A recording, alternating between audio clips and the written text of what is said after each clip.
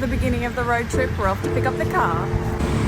Hello, taxi. Oh my god, I just remembered. I'll grab some spew bags. Okay. We have our international driver's license, but this is our first time driving a car in Bali. First issue of the day, we missed our turn. Never mind. Oh, they're doing a Yui. We can do a Yui there. So welcome to day one of our self-drive road trip around Bali. The car is full, cost us $33 to fill her up. What is it with tropical Queensland? It's kind of, like Tully or Innisfail.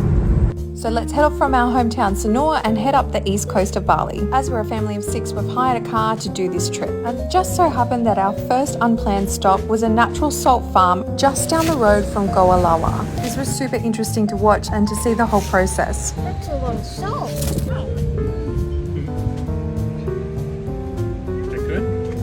Road trip snacks. Before we knew it, we were off on the road again and we were on our way through to Candi Dasa. Honestly, the scenery is just amazing. We drove past the lotus pond and checked into our villa, and then we thought we'd stop by Dasa by the sea to grab some lunch and a little swim and just a pure hangout after a hectic drive. The view, the food, 10 out of 10. We stopped by the lotus pond on the way home just to check it out and then spent the afternoon by the pool while the kids swam. Welcome to day 2 of our road trip leaving Candi Dasa. There's so many spiders.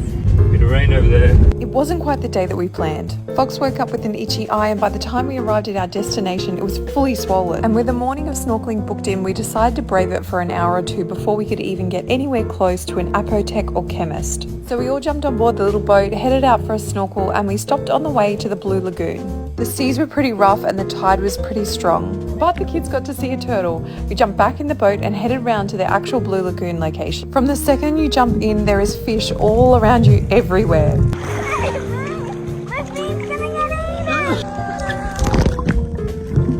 And this is how Lola spent the next 20 minutes until she got used to the idea of fish swimming around her feet. If you want to go snorkeling in Bali, honestly, this was the spot to do it. It was absolutely beautiful. We all piled back into the boat in desperate need for food, coffee, sustenance. We were absolutely buggered. We made our way out of the car park. It was packed and found ourselves an apothec. Go down. There you go. Just go on. I felt to go down. With some antihistamines and some medication for the swelling, we were back on our way. The scenery is so beautiful and it just keeps changing. We went from pure jungle to rice fields to monkeys on the side of the road. Then we were rolling into Ahmed, and check out this, it looks kind of Whitsunday-ish.